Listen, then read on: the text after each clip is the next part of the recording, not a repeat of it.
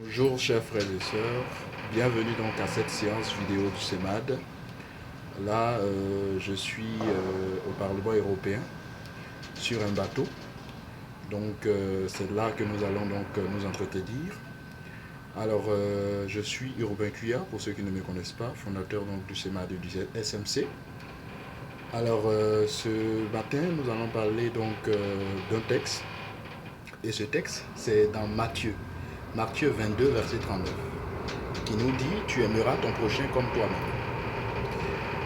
Alors, le thème que je voudrais partager avec vous, c'est l'amour mutuel, ou du moins l'amour du prochain. Le contexte que je voudrais rappeler dans ce texte de Matthieu 22, verset 39, c'est que Jésus était en présence de ses disciples quand parmi ses disciples se trouvaient des pharisiens et des sadducéens. Alors, l'un des pharisiens, docteur de la loi, posa la question suivante à Jésus. Quel est le plus grand commandement de la loi? Jésus lui répondit, tu aimeras ton prochain comme toi-même. Alors c'est de là que part donc ce verset, ou du moins cette citation. Pourquoi je voudrais évoquer l'amour du prochain? Vous savez, dans nos congrégations, dans nos communautés aujourd'hui, l'amour du prochain ne se vit pas. On ne peut que le dire par la bouche, mais cela ne se vit pas dans les cœurs. Or, il est préférable pour nous chrétiens de manifester l'amour du prochain par le cœur.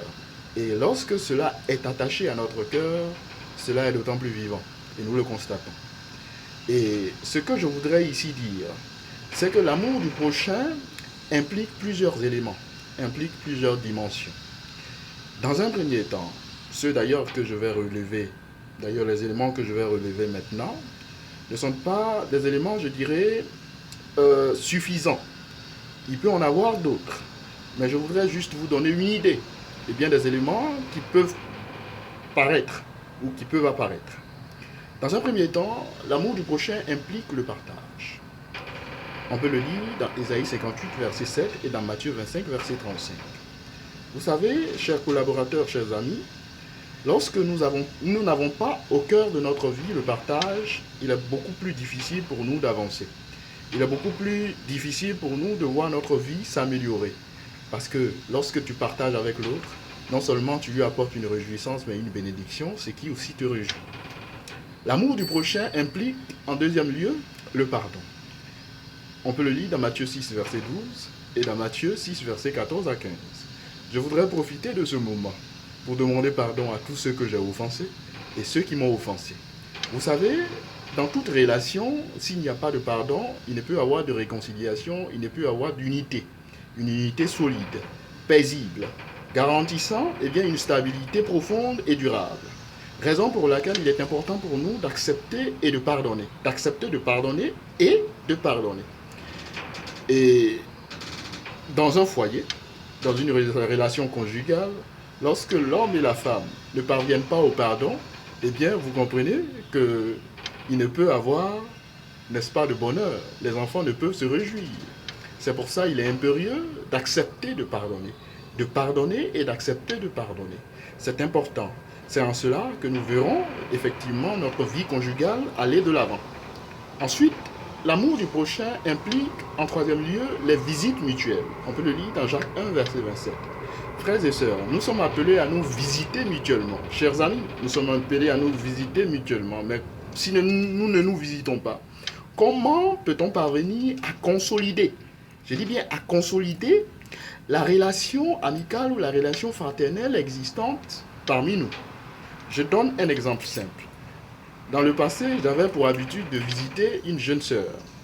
Mais cette sœur, en retour, ne m'a jamais visité. Plus de 6 fois, je suis passé chez elle, mais en retour, elle ne m'a jamais visité. Ce qui a créé un déséquilibre, ce qui a créé un litige, ce qui a créé une mésentente. Car à mon endroit, j'ai constaté un mépris. Parce que moi, c'était une preuve d'amour fraternel. Mais à son retour, ce n'était qu'un mépris fraternel. Comment voulez-vous qu'on puisse se construire de la sorte? Ceci est à appréhender, ceci est à voir. C'est pourquoi il est important pour nous de nous visiter mutuellement, pour éviter tout déséquilibre relationnel. Notre objectif, c'est de pouvoir consolider des relations qui durent, qui sont perpétuelles, qui durent, des relations qui puissent demeurer. Raison pour laquelle les visites mutuelles sont très essentielles. Nous devons nous visiter mutuellement car Christ, effectivement, est en nous. Christ est en nous et c'est Christ qui nous unit. Christ, la racine de tout chrétien, c'est lui, effectivement, qui lie tout chrétien. Et la visite mutuelle, il n'y a pas besoin, ou il n'est pas besoin de dire que moi je suis riche ou moi je suis pauvre. Nul, n'est au-dessus de quiconque sur cette terre. Je vous le dis en vérité. Parce qu'à la mort, ou du moins à votre mort, ou à ma mort, je deviendrai poussière. À partir de l'instant où le riche devient poussière et que le pauvre devient poussière, personne n'est au-dessus de quiconque. C'est pourquoi je voudrais tout simplement vous dire que lorsque vous vous sentez supérieur à d'autres, des personnes viennent vous visiter, des chrétiens viennent vous visiter et vous ne les visitez pas, cela vous met à un certain niveau. Et vous croyez être élevé. Nul n'est élevé dans le spirituel en Jésus-Christ et nul n'est élevé sur la terre.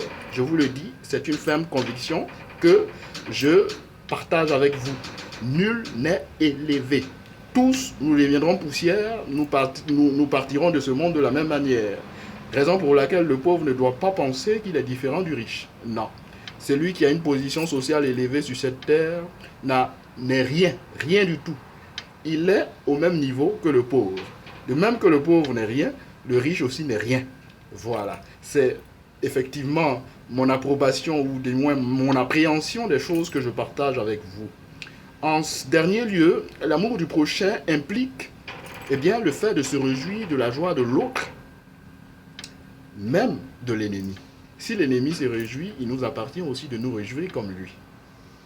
Si notre ami ou notre frère se réjouit, il nous appartient aussi de nous réjouir, car c'est une présomption d'amour.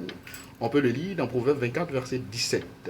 Frères et sœurs, je vous en prie, l'amour mutuel ne peut exister parmi nous que par ces éléments que je viens de citer. Il y en a d'autres que vous pouvez relever. Mais je viens juste de vous donner l'essentiel. Je viens juste de vous donner une idée des choses. Que le Seigneur vous bénisse. Passez une bonne soirée. J'étais bien sur un bateau, justement au Parlement européen. Je tiens par cette vidéo à remercier celui qui est le responsable donc, de ce bateau et qui m'a permis justement de vous passer un message. Au revoir. Soyez bénis.